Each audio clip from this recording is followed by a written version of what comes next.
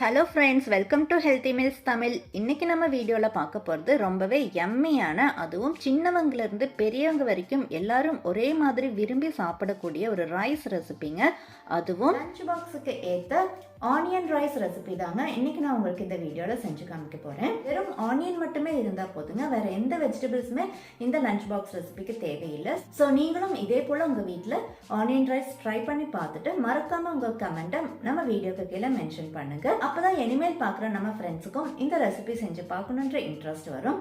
So வீடியோவை miss பண்ணாமல் skip பண்ணாமல் எண்டு வரைக்கும் ஃபுல்லாக பாருங்கள். அதே போல் நம்ம சேனலை நீங்கள் இது வரைக்கும் சப்ஸ்கிரைப் பண்ணாமல் பார்க்குறதா இருந்தாலோ, இல்லை நம்ம சேனலுக்கு நீங்கள் புதுசாக இருந்தாலோ ப்ளீஸ் கீழே இருக்கிற சப்ஸ்கிரைப் பட்டனை கிளிக் பண்ணி சப்போர்ட் பண்ணுங்கள். கூடவே இருக்கிற பெல் பட்டனும் ப்ரெஸ் பண்ணி ஆல்ன்ற ஆப்ஷனும் செலக்ட் பண்ணிக்கோங்க.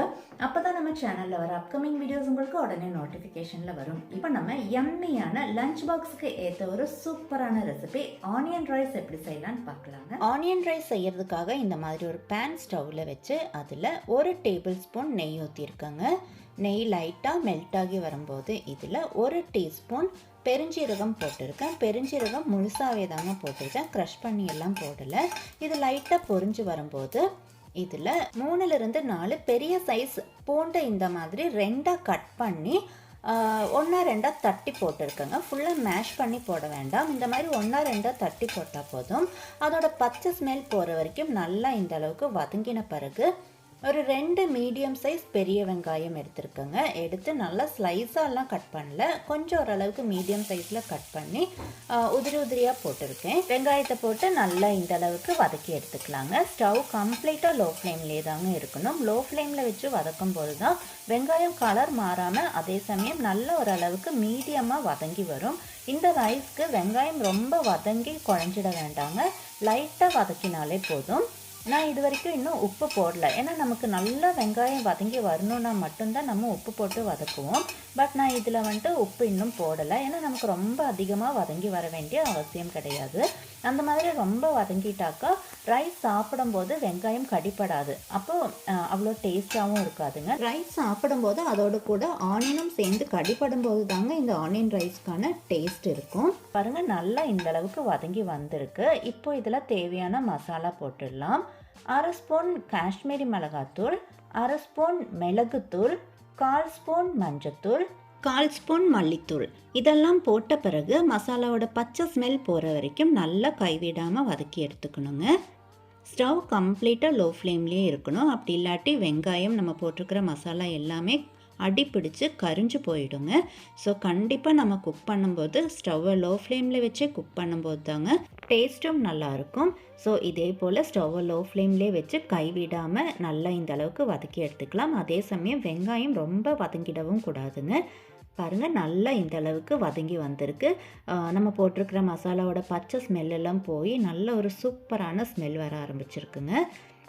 இப்போ இதில் 2லிருந்து 3 டேபிள் ஸ்பூன் மட்டும் தண்ணி ஊற்றிக்கலாங்க. இந்த மாதிரி தண்ணி ஊற்றும் போது நம்ம மசாலாலாம் நல்லா இந்த மாதிரி செட் ஆகி வந்துடும், வெங்காயத்தோடையும் செட் ஆகி வரும். அதே போல் நம்ம இப்போ போட போகிற ரைஸ்லேயும் நல்லா செட் ஆகி வர்றதுக்காக மட்டும்தாங்க ஒரு 2லிருந்து 3 டேபிள் ஸ்பூன் மட்டும் தண்ணி ஊற்றிருக்கேன். தண்ணி ரொம்ப ஊற்றிட வேண்டாம், ஜஸ்ட் ரைஸில் நம்ம போட்டிருக்கிற மசாலாலாம் செட் ஆகிறதுக்காக மட்டும்தான் நான் தண்ணி ஊற்றிருக்கேன். இப்போ நம்ம இதில் இது வரைக்கும் உப்பு சேர்த்துல இல்லைங்களா, இப்போ தாங்க நான் இந்த ஸ்டேஜில் தான் உப்பு சேர்த்திக்க போகிறேன்.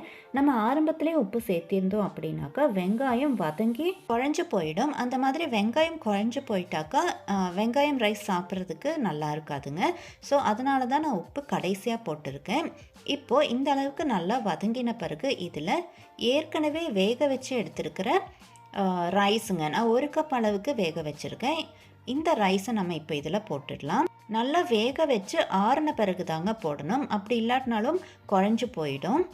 நான் நல்லா ஆற வச்சு இந்த மாதிரி பிளேட்டில் நல்லா ஸ்ப்ரெட் பண்ணி விட்டு ஆற வச்ச பிறகு தாங்க நான் போட்டிருக்கேன். ரைஸ் எல்லாம் போட்ட பிறகு ஸ்பூனை வச்சு லைட்டாக இந்த மாதிரி ஸ்ப்ரெட் பண்ணி விட்டுடலாங்க.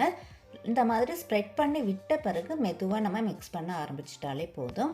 அதே போல் புதுசாக செய்கிறவங்களா இருந்தாலும் இல்லை புதுசாக இப்போ தான் குக்கிங் கற்றுக்கிறவங்களா இருந்தாலும் கண்டிப்பாக நீங்கள் ஸ்டவ்வை ஆஃப் பண்ண பிறகு மிக்ஸ் பண்ணாலே போதுங்க. ஏற்கனவே நம்மளோட மசாலாவில் வெங்காயத்தில் நல்லா செட் ஆகியும் இருக்குது. அதே போல் நம்ம போட்டிருக்கிற ரைஸில் இந்த மசாலாலாம் செட் ஆகிறதுக்காக நம்ம கொஞ்சமாக தண்ணியும் ஊற்றிருக்கோம் இல்லைங்களா. ஸோ ஸ்டவ்வை ஆஃப் பண்ணினாலும் நம்ம போட்டிருக்கிற ரைஸில் மசாலாலாம் நல்லா செட் ஆகி வந்துக்குங்க. அதே போல் இந்த ஆனியன் ரைஸ் குழந்தைங்களுக்கு லஞ்ச் பாக்ஸுக்கு மட்டும் இல்லைங்க, பெரியவங்களுக்கும் கூட நம்ம லஞ்ச் பாக்ஸுக்கு கட்டி கொடுக்கலாம். அந்த அளவுக்கு ரொம்பவே யம்மியான டேஸ்டியான ஒரு வெரைட்டி ரைஸ் தாங்க இந்த ஆனியன் ரைஸ். கண்டிப்பாக எல்லாருமே என்ஜாய் பண்ணி சாப்பிடுவாங்க. இது கூட நம்ம வேறு பொரியலெல்லாம் இல்லாட்டினா கூட வெறும் ஊறுகாய் இல்லை அப்பளம் வச்சு கொடுத்தா கூட அவங்க ரொம்பவே என்ஜாய் பண்ணி சாப்பிடுவாங்க. நீங்கள் கண்டிப்பாக இந்த ரைஸை ட்ரை பண்ணி பாருங்கள். மசாலாவோட நம்ம போட்டிருக்கிற ரைஸ் நல்லாவே மிக்ஸ் ஆகி வந்திருக்கு. இப்போ இதில் கடைசியாக கொஞ்சமாக அரை லெமன் இந்த மாதிரி பிழிஞ்சு விட்டுடலாங்க. இதோட டேஸ்ட் A1 இருக்கும். இந்த மாதிரி லெமன் பிழிஞ்சு விட்ட பிறகு கடைசியாக கொஞ்சமாக கருவேப்பிலை மல்லி இலையெல்லாம் போட்டு மிக்ஸ் பண்ணி விட்டுடலாங்க. எனக்கு இங்கே மல்லி இலை இல்லை, தீர்ந்துருக்கு. அதனால் நான் வெறும் கருவேப்பிலை மட்டும்தாங்க போட்டிருக்கேன். உங்ககிட்ட மல்லி இலை இருந்ததுன்னா அது கூட போட்டுக்கோங்க. இவ்வளோதாங்க ஆனியன் ரைஸ் இங்கே சூப்பராக ரெடி ஆயிடுச்சு. இப்போ நீங்கள் பார்த்து இந்த ரெசிபி உங்களுக்கு பிடிச்சிருந்தது அப்படின்னாக்கா இப்போவே நம்ம வீடியோக்கு ஒரு லைக் கொடுத்து உங்கள் ஃப்ரெண்ட்ஸ் அண்ட் ஃபேமிலிக்கும் நம்ம வீடியோவை மறக்காமல் ஷேர் பண்ணிவிடுங்க.